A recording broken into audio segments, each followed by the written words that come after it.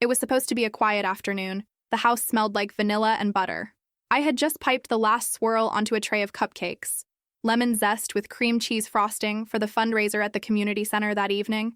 Then my phone buzzed. I wiped my hands on a towel, not expecting much. Maybe a message from Sarah about carpool or a grocery alert. But when I unlocked the screen, I saw his name. Mark. I'm leaving you for her. I've moved my things. Please don't make this harder than it already is. No emotion, no explanation, just those words. I stood still, piping bag still in one hand, the other trembling slightly over the screen. For a moment, everything slowed. The mixer on the counter, the cupcakes cooling in rows. None of it made sense anymore. I reread it, then I read it again. I felt the sting rise behind my eyes, but I didn't cry. Not yet. Instead, I looked around at the kitchen we had remodeled together, the marble counters I picked, the deep farmhouse sink he complained about, the oven I'd paid for after taking on weekend catering gigs. I walked upstairs. His closet was half empty, drawers open, hangers swinging like someone had packed in a rush, or maybe just didn't care. Then I saw it. The red scarf, the one I'd found once in his glove box and told myself belonged to a coworker, the one that didn't smell like me. He hadn't even bothered to take it with him. I sat on the bed for a few minutes, phone still in hand, that message glowing like a wound. Then, slowly, I stood up and walked to the safe in the closet. I entered the code. It clicked open. Inside were our documents: birth certificates, marriage license, and the deed to the house. What he never knew, what I never told him, was that it wasn't in both our names, just mine. We bought the house after my grandmother passed and left me her life insurance. I paid the down payment. The bank had suggested a joint deed, but I'd said no. Something about keeping it simple, I'd told him. In truth, I just wanted something that was mine, and now it was. He didn't know that. He thought walking out meant leaving me behind with shared memories and half ownership, but he didn't realize that when he left my house. My hands stopped shaking. The frosting bag still sat on the counter, its tip crusted slightly from air. I picked up my phone. Me. I saw your message. Thanks for the heads up. Let me return the favor. The house is mine. Your name isn't on the deed. Don't come back. I hit send, put the phone down, and finally allowed one tear to fall. Not because I missed him, but because I realized how long I had ignored the cracks. That night, I went to the fundraiser anyway. I brought the cupcakes. I smiled when people complimented them. I said nothing about what happened, because it wasn't time for tears or drama. It was time to bake something new. 3 days after Mark's text, a knock sounded at my door. It was mid-morning, and I was prepping a batch of almond scones when I heard it. 2 firm taps, followed by an awkward pause. I wiped flour from my hands and opened the door. There stood a tall woman in a navy blazer and heels too polished for our gravel driveway. She held a clipboard and wore a practiced smile. "Hi there. You must be Mrs. Taylor," she said, her voice chipper. "I'm Christine, Mark's realtor. He asked me to stop by and get a look at the house before we list it." I blinked. "Before we list it?" She flipped through her notes. "Yes, he said you'd be expecting me. He mentioned a potential sale, mentioned the divorce."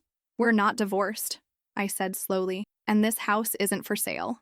Christine looked up from her clipboard, clearly caught off guard. "Oh, well, I was under the impression that—" "You were under his impression," I said. "Let me clarify something. I own this house. Me. Only—" She looked at me as if I'd spoken a foreign language. I stepped outside, closed the door behind me, and said it again, just for emphasis. "My name is the only one on the deed. You won't be listing anything, especially not without my consent." She blinked, then forced a smile. "Right, of course. Sorry for the misunderstanding." She backed down the steps, already dialing on her phone. I could only imagine the conversation she had with Mark after that. I went back inside, heart pounding, not from confrontation, but from clarity. Mark hadn't just left me for someone else. He'd tried to erase me from my own story, tried to sell the house like I was just a detail to be worked out later. But now the story had a new lead character, and it wasn't him. That night, I opened a bottle of wine and pulled out my grandmother's old recipe book. The pages were worn, splattered with decades of butter and sugar stains. I hadn't opened it in years. I ran my fingers along the handwritten notes in the margins. Tips she left behind, tricks to adjust for heat or altitude. She always said, "You can't control who leaves, but you can control what you serve when they do." I flipped to her famous hummingbird cake and started baking. The next week, a letter came in the mail from Mark's lawyer, a formal request for equitable division of assets, specifically the house. I read the letter once, then again, and I smiled. It was the first time I'd felt truly calm since that text, because there was nothing equitable about it. I called my own attorney, a friend of my sister's, who nearly laughed when I told her the situation. "He's going to hate seeing your name on that deed," she said. "He already does," I replied, "but he's going to have to live with it." She filed the paperwork the next day. By the end of the month, the kitchen had become more than a refuge. It was a statement. Friends started stopping by for stress bakes. I began hosting Saturday morning workshops for neighborhood kids. The cupcakes, the cookies, the hummingbird cake, it all started to mean something again. I wasn't just filling silence. I was reclaiming space. Every room he'd walked out of became mine again, not because he left, but because I stayed and stood my ground. The movers came on a Tuesday. I didn't know they were coming. Not until I opened the front door and found two men in gray uniforms standing on my porch with a clipboard and an attitude. "We're here to pick up the stainless steel range," one of them said without even looking at me. "The what?" He flipped through the sheet. "Oven, stove combo. Says here it's marked for removal. Separate asset." I felt my breath freeze. He tried to take the oven? The one I baked every birthday cake in? The one I paid for when his bonus didn't come through that year? "Who sent you?" I asked, already knowing the answer.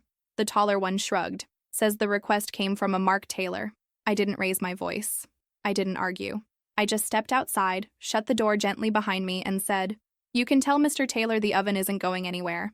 And if he'd like to contest that, he can do it through legal channels." They exchanged a glance. "No court order?" I asked. They shook their heads. "Then get off my porch." They left, slowly, grumbling, and I walked back into my kitchen with a strange electric calm buzzing in my chest. He didn't just want to take the house. Now he was trying to take the heart of it. That evening, I baked. Not out of spite, but out of principle. I posted on the neighborhood app. "Free cupcakes, freshly baked. Come by if you need a little joy today." By 6, the doorbell was ringing nonstop. By 7, my countertops were bare. And by 8, 3 neighbors stayed behind to help wash dishes and share wine. Word spread. The next week, I baked again. Strawberry shortcake muffins, lemon bars, mini pies. People came by not just for sweets, but for the conversation. Widowed neighbors, overworked moms, lonely teenagers. My kitchen, once filled with silence and memory, became a place of laughter, clinking mugs, and shared stories. Mark tried to take the oven, but I used it to feed a community. A week later, I got another call from his lawyer. "This time it's the patio furniture," she said, sounding embarrassed. "He claims it was purchased jointly." "It was a birthday gift," I said. "He gave it to me." Will Market disputed. I almost laughed. He could keep trying to take things, but he had already lost what mattered. The following weekend, I catered a small church event down the street. When I arrived, I saw the same realtor, Christine, the one he sent weeks ago. She avoided my eyes. But later, she came up to me quietly and said, "I'm sorry. I didn't know the whole story." I nodded. "It's all right." He didn't either. Eventually, the divorce paperwork landed in my mailbox. No apology, no letter, just a thick envelope and a deadline. I took it to my attorney and asked her to do one thing: add a clause. He couldn't request any items from the house that weren't specifically documented in joint purchase receipts. That included the oven, the patio set, and the cast iron skillet passed down from my grandmother. She grinned. "I'll make sure it's ironclad." We signed the papers 2 weeks later. No courtroom drama, just pen strokes and legalese. He walked out with what he brought in. I walked away with everything I'd built since, and a kitchen full of people who knew my worth. It started as a simple idea. The community center needed help funding their after-school program. The director, Mrs. Langley, approached me one Sunday with a hopeful smile and a flyer in hand. "Would you consider baking for our fundraiser next month?" I didn't hesitate. "I'll do more than that," I said. "I'll organize it." Word spread quickly. Margot's putting together a bake sale. The woman who gave out free cupcakes, whose hummingbird cake made people cry, was taking her oven public. Within a week, my dining room table was covered with sign-up sheets, ingredient lists, and scribbled recipe notes. Retired teachers offered banana bread. A local teen with a flair for decoration volunteered to make posters. Even my quiet next-door neighbor donated a dozen loaves of sourdough. It was more than a sale. It was a movement. On the day of the event, the front lawn of the community center bloomed with tables, checkered cloths, jars of cookies, towers of cupcakes in every flavor. Signs with names like Tina's triple chocolate brownies and Grandma June's apple pie. I stood behind my table, nervous, apron tied tight, sleeves rolled, and the people came. Hundreds. Mothers with toddlers, couples holding hands, elderly men with walkers, teenagers in line for second helpings. And the smell? It was joy, butter and cinnamon and hope. By the end of the day, we had raised over $12,000, enough to keep the after-school program running through the next year. Mrs. Langley hugged me with tears in her eyes. I don't think you realize what you've done, but I did. I'd found something that had nothing to do with being a wife, or being left, or being someone's plus one at a work party. This was mine. My hands, my recipes, my kitchen, my people. That night, I sat on my porch, feet sore, cheeks flushed from the sun. A teenager walked by, Jason, one of the kids who helped carry folding tables, and he stopped, holding a leftover muffin in his hand. Hey, Miss Taylor? Yes, Jason? You should open a shop or something. You'd make a fortune. I smiled. I'm not sure I want to do it for the money. Then do it for us.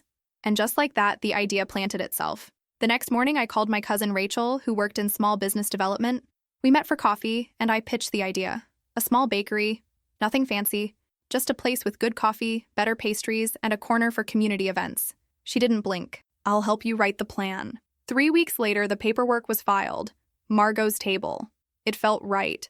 A name that sounded like an invitation, because that's what this whole journey had been. One long table I kept setting, even as people left. The storefront came together slowly. An old florist shop 2 blocks from Main Street. Big windows, scuffed floors, a brick wall begging for charm. I painted it myself, hung up my grandmother's recipe board in the back kitchen, laid out every rolling pin, whisk, and spatula like sacred tools. People peeked through the windows, left notes taped to the door. Can't wait. We missed you at the center. Save me a slice. And when opening day finally arrived, there was a line around the block. Cupcakes, scones, pies, coffee, and laughter. So much laughter. People didn't come for the food. They came for the healing, for the space I never thought I'd find again, for the woman I had finally become, not in spite of what he did, but because of what I chose to do next. It was mid-morning when I saw him through the front window. Mark, same walk, same expensive coat slung over one shoulder like it weighed nothing. He paused just outside the door to the bakery, scanning the chalkboard sign that read, "Welcome to Margot's Table. Come hungry, leave whole." I didn't freeze. I didn't panic. I just straightened the napkin holder and waited. He stepped inside, slower than I expected. The bell above the door chimed gently and a few heads turned. A couple regulars nodded in recognition. They remembered the story, even if they didn't know the man. Mark's eyes swept the room. The shelves of muffins, the glass case with hand-piped cupcakes, the framed recipe board above the counter. Then they landed on me, behind the register. Apron dusted with flour, rolling pin by my side. My place.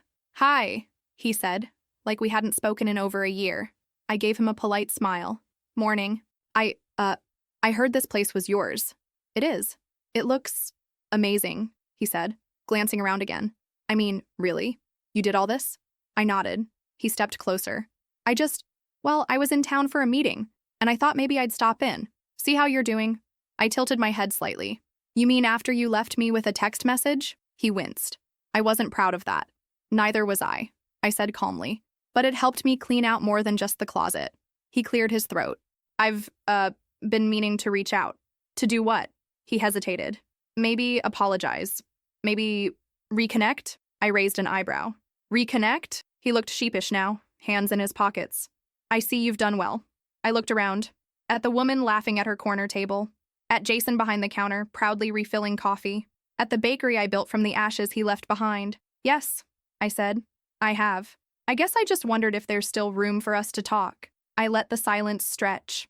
Then I said, "Mark, you left me in a sentence." I replied with a deed. "There's nothing else to talk about." He blinked. "But this place, it feels like you." "It is me," I said. "The version you never stayed long enough to see." A customer came up behind him holding a to-go order. I smiled past Mark. "Hi, Grace. Your banana bread's ready." Mark stepped aside. Grace glanced at him, then gave me a knowing look. "Everything all right?" she asked quietly once he'd walked toward the door. "Better than all right," I said. And I meant it. Mark left a few moments later. No drama, no last-ditch words. Just a man who walked in hoping to be part of a story that had already moved on without him. Later that evening, I stood in the back kitchen, cleaning mixing bowls. Jason leaned against the counter. "Was that him?" I nodded. "You okay?" "I'm perfect," I said. "I'm finally where I'm supposed to be." And I was. Because healing didn't come from his regret. It came from reclaiming what he thought I'd lost. Not just the house, not just the oven, but myself. And every morning, When I opened Margot's table and the smell of cinnamon filled the air, I remembered. He left me thinking he took something. But what he really did was make space for me to become everything I was never allowed to be when I was just his wife. Now, I was Margot, and I was whole.